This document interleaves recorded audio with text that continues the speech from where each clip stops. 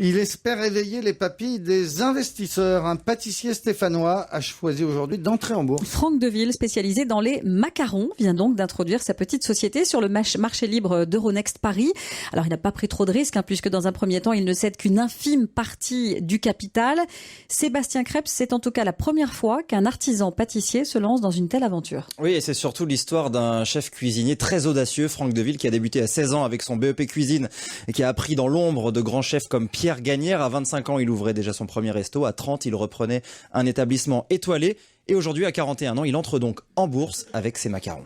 C'est une fierté personnelle, c'est le travail qui paye, donc c'est vraiment un aboutissement. Ouais. Vous pensiez un jour avoir une action à votre nom ? Non, pas du tout. On est les premiers, il vaut mieux être les premiers que être les suiveurs. Osons, c'est un peu notre devise, osons, ça va vraiment nous permettre de nous développer, c'est un accélérateur tout simplement. Il y a besoin de moyens pour pouvoir avancer plus vite. Pour l'export, l'étranger, c'est vraiment le macaron, c'est devenu l'emblème de la pâtisserie française. Oui, le macaron, c'est devenu le produit tendance, et Franck Deville, sans être vraiment connu du grand public, s'est fait un nom chez les pros. Il fournit de grands hôtels, des restos étoilés, des traiteurs avec des macarons haut de gamme, tous produits artisanalement à Saint-Étienne. Et les chiffres s'envolent, 12 millions vendus cette année, c'est le double de l'année précédente, 40% à l'étranger, jusqu'en Russie, en Chine.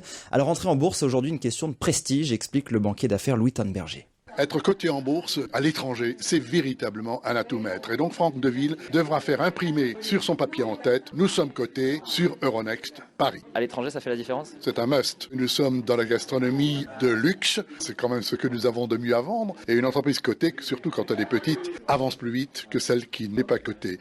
Alors aujourd'hui, 2000 actions ont été vendues très facilement, 4 € chacune. Et l'an prochain, Franck Deville veut trouver 2 millions d'euros supplémentaires. Il ouvre sa boutique en ligne, si vous voulez déguster. Sinon, on déguste aussi ses macarons dans les loges du Parc des Princes, figurez-vous. Ou, paraît-il, dans les soirées macarons et champagne organisées par nos parlementaires à l'Assemblée ou au Sénat.